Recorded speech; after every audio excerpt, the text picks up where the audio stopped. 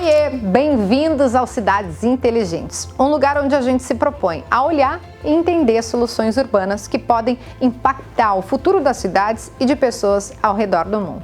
Hoje a gente vai até Seul, capital da Coreia do Sul. E se você ainda não conhece, eu te digo, vale a pena entender o que eles se propuseram. Primeiro que a gente está falando de uma cidade moderna, vibrante, cheia de inovação e tecnologia. É lá que estão abrigadas empresas gigantes como a Samsung e a LG. A gente está falando de um ambiente inovador, alimentado por uma infraestrutura de internet de ponta, que oferece velocidade impressionante e cobertura ampla.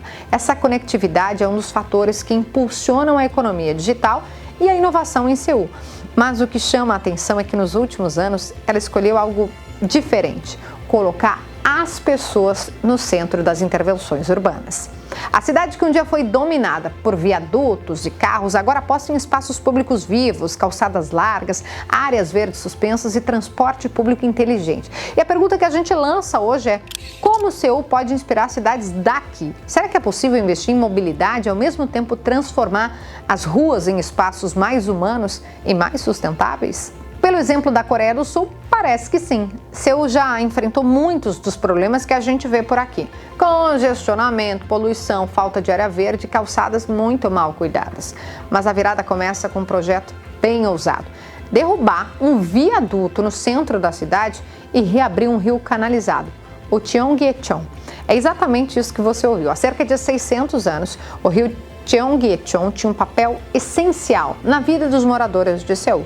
Só que em 1958, a cidade decidiu simplesmente cobrir o rio para dar lugar a uma autoestrada principal elevada. Com o tempo, a estrada começou a apresentar riscos estruturais, além de contribuir para a degradação urbana, atraindo construções irregulares e comprometendo o espaço público. A partir de 1991, com as avaliações de segurança e os primeiros reparos em 94, a cidade então iniciou um ambicioso projeto de renovação urbana e recuperação desse rio. A ideia era justamente reintegrar a natureza ao ambiente urbano.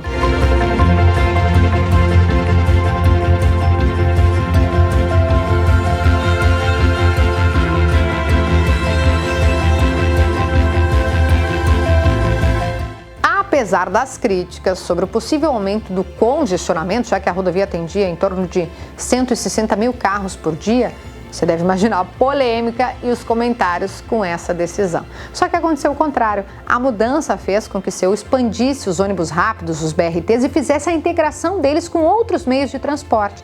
Ambientalmente, os ganhos foram diversos. O projeto resultou em melhor qualidade do ar, redução da temperatura média, maior velocidade nas vias expressas e um incentivo à mobilidade ativa, como o uso de bicicletas. E para que tudo isso fizesse sentido real, o governo decidiu envolver todas as partes interessadas por meio de consultas públicas, além de fornecer um incentivo financeiro aos proprietários de negócios para estimular a atividade comercial na região. No lugar do asfalto, surgiu um corredor verde com 11 quilômetros de extensão que virou um parque, uma área de caminhada, um espaço de lazer. O resultado: a redução da temperatura média que eu citei, melhoria do ar e mais qualidade de vida para quem mora ali perto.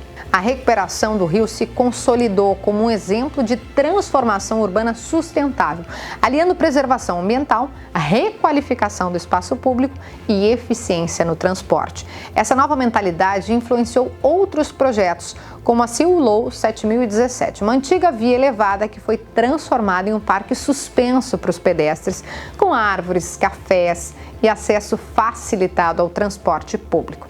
Além dos espaços públicos, Seul é um exemplo quando a gente fala em mobilidade urbana. O sistema é totalmente integrado. Metrô, ônibus e bicicletas públicas são usados com um único cartão digital, o T-Money.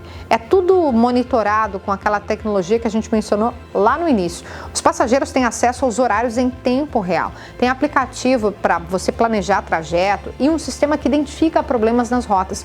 Tudo isso olhando para onde? Para as necessidades do cidadão.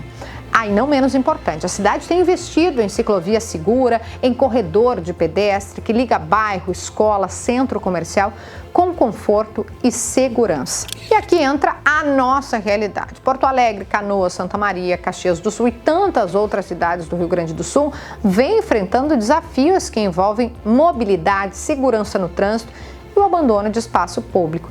São desafios reais que a gente vê diariamente nos nossos deslocamentos. Porto Alegre, por exemplo, até tem projeto de ciclovia, mas eles poderiam ser melhor executados, planejados, justamente para garantir mais segurança para quem utiliza a bicicleta, seja como um meio de transporte ou para curtir a cidade. Além disso, é válido pensar se é possível integrá-la ao transporte público. A bicicleta não pode ser vista como algo ruim, ao contrário, ela é parte da solução.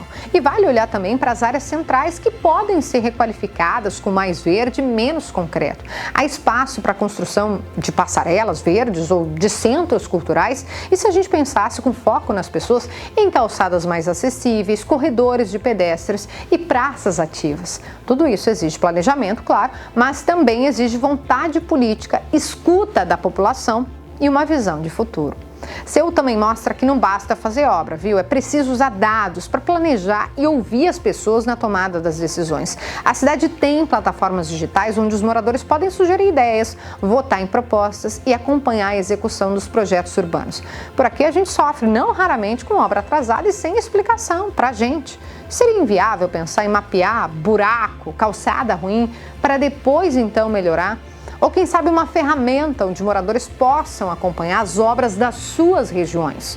Como o Seul nos mostra, cidades inteligentes não são feitas só de tecnologia. É importante, mas é importante principalmente a participação cidadã e o cuidado com o bem comum. Hoje a gente viu como o Seul transformou ruas cinzas em espaços vivos e como isso impactou diretamente a mobilidade, o bem-estar e a conexão das pessoas com a cidade.